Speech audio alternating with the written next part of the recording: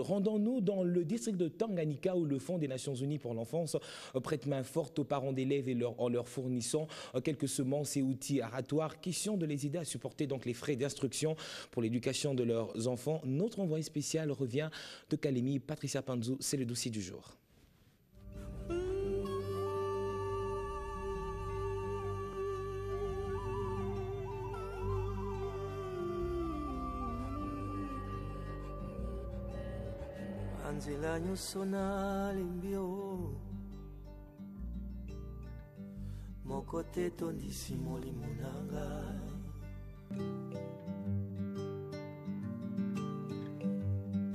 L'accès à l'école ainsi qu'aux infrastructures scolaires adéquates demeure encore un problème dans certains coins de la RDC.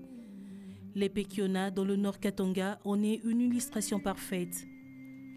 Cette école de 798 élèves, 11 enseignants pour 11 classes, décrit très clairement la manière dont les enfants étudient. Des enfants issus non seulement des familles des autochtones, mais aussi des déplacés, pour la plupart venus de Fizi, Wimbi et Bendera.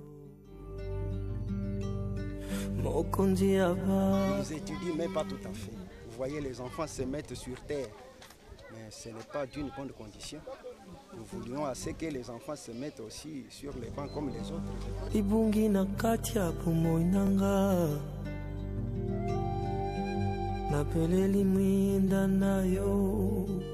Les parents n'ont pas de moyens pour payer aux enfants. Alors nous prenons la décision de chasser les enfants, mais nous avons eu toujours pitié de les chasser.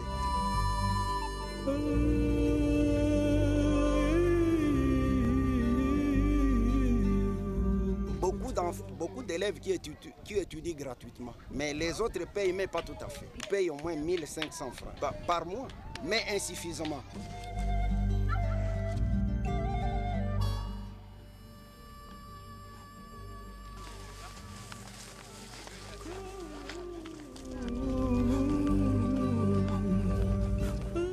Pour favoriser l'accès et le maintien des enfants à l'école, les parents bénéficient d'un projet de l'UNICEF et s'adonnent à l'agriculture et à l'élevage.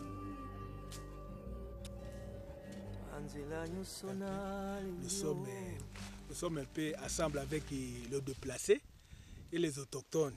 Nous sommes ensemble, nous regardons la même direction. Alors nous travaillons ensemble pour les enfants qui étudient à l'école Pekiona. l'UNICEF nous a donné ça pour les projets des enfants. C'est ça que nous sommes en train de travailler. Bien, nous avons ce qu'il a fait, c'est très bien, puisque nous sommes un peu dans le... Il n'y a pas de moyens, donc il est venu nous guider pour soulever les enfants. Ce que nous faisons, c'est bien, c'est ce qu'il nous a donné, c'est bien. Nous n'avons pas de problème.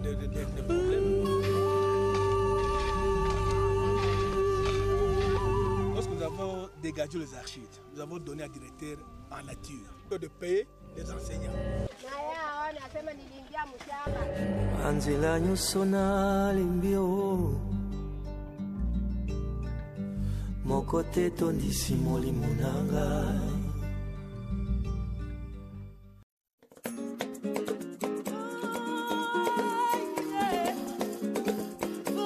Ce projet a également un réel impact à Kaboubili, une localité située à 32 km de Kalemi, où l'UNICEF appuie cet établissement scolaire construit et réhabilité par le NRC.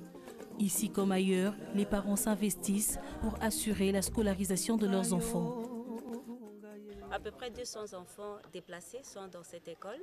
Et pour soutenir la scolarisation de ces enfants, les parents qui sont sans emploi ont identifié les activités génératrices de revenus, les champs, l'élevage.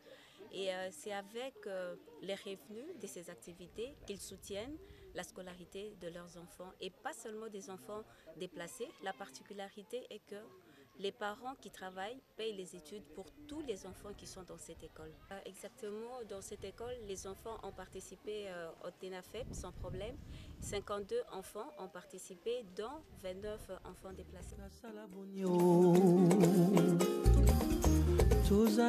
Il faut dire que ce projet d'appui scolaire de l'UNICEF favorise l'accroissement du nombre d'enfants à l'école et réduit sensiblement les tensions entre déplacés et autochtones.